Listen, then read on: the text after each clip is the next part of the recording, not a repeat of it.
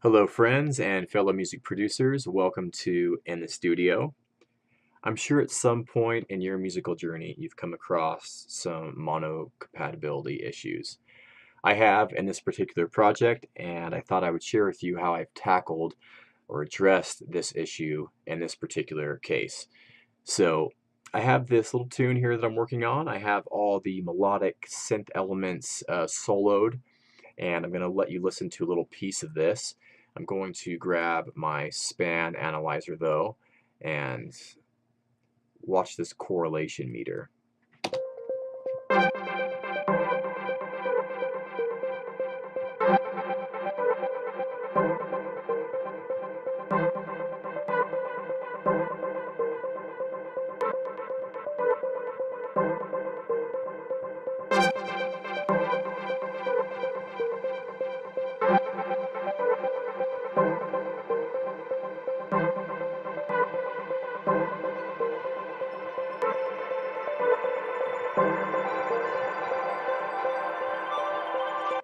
So I have a lot of wide elements in this track as far as the mid-range synths go, a lot of wide pads and that choppy synth sound.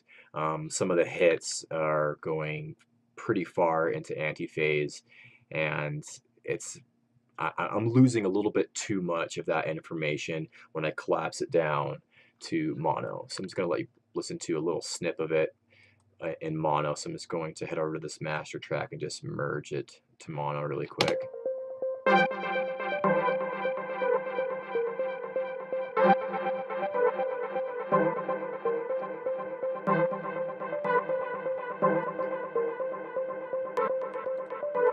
Yeah, I just felt like I was losing a little bit too much information there. So what I decided to do in this particular case was, because I have a lot of wide elements, there's a big pad that comes in a little bit, and the ARP's quite wide, and so is that stabby sound.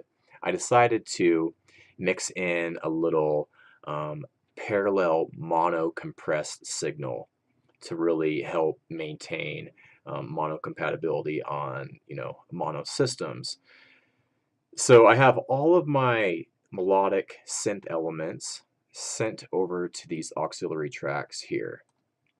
So on this one called P-Comp, what I'm going to do is merge this track to mono. I could do the same thing I did over here and just merge it this way, or I can use Stereo Shaper here, or I can use a third-party plugin. Sometimes I like to use this little plugin here, which is free actually, and I can just merge it this way. So however you like to do that, doesn't really matter.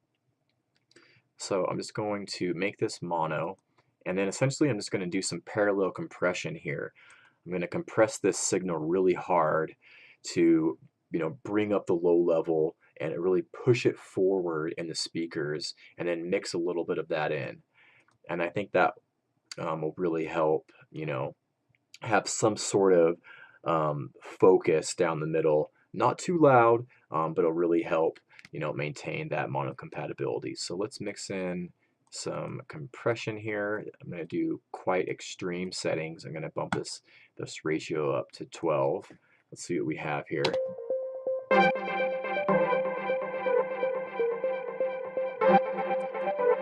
And we can listen to just the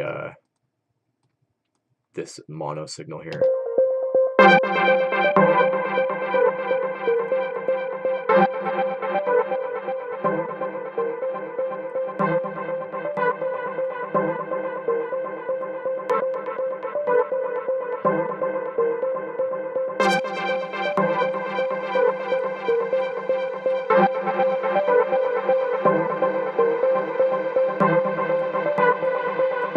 Cool.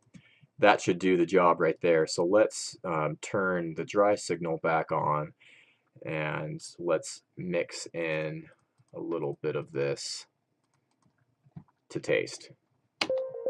There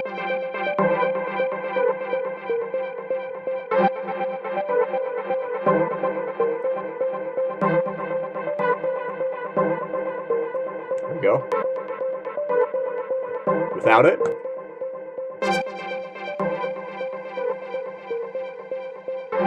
And with.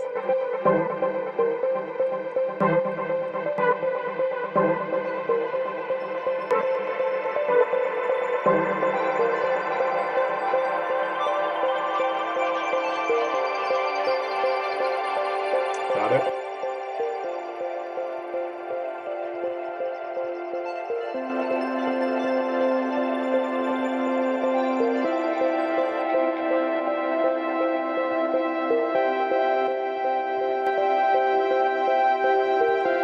Yeah, and I think that will really help, um, you know, address that issue in this track here. So that's not how I would handle it in every track, because I have so many kind of wide, spacey elements in the mid-range here in this track. I figured that this approach would work, just to give that central sort of, you know, like root, um, just to maintain that compatibility. And I think it works well in this particular case. You know, in some other tracks, I would not do that. I would just, you know, maybe address the one sound that was giving me issues.